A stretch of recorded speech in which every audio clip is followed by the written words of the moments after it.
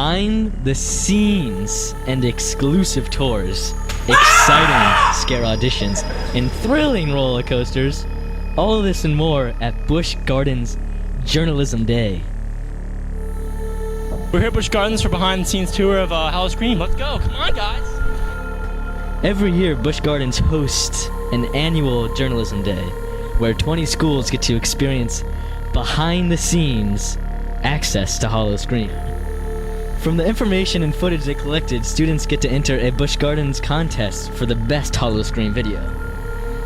Students started the day off in the Howl O Scream Shop of Horrors, where they learned all about how Busch Gardens markets Howl O Scream inside and outside the park. My job is to set up a planogram.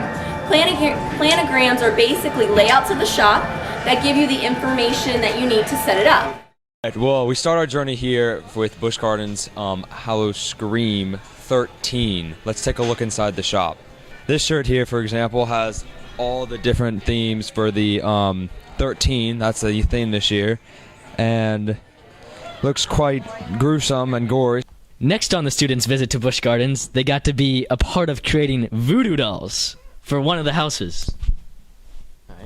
Voodoo dolls actually started in the 1800s in Louisiana from jealous housewives.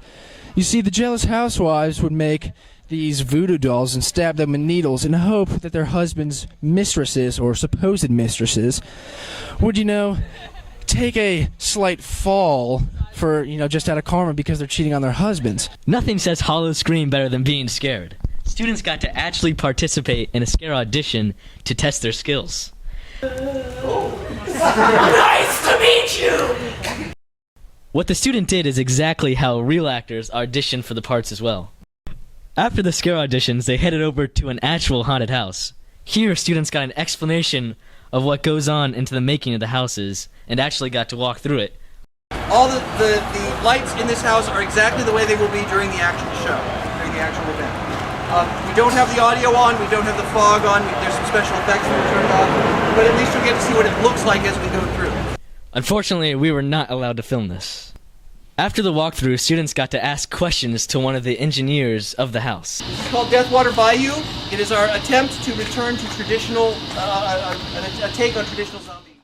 Finally, it came time for the best part of the day, roller coasters. After the tours and behind-the-scenes exclusives, students were free to roam the park and ride the rides that make Busch Gardens spooktacular.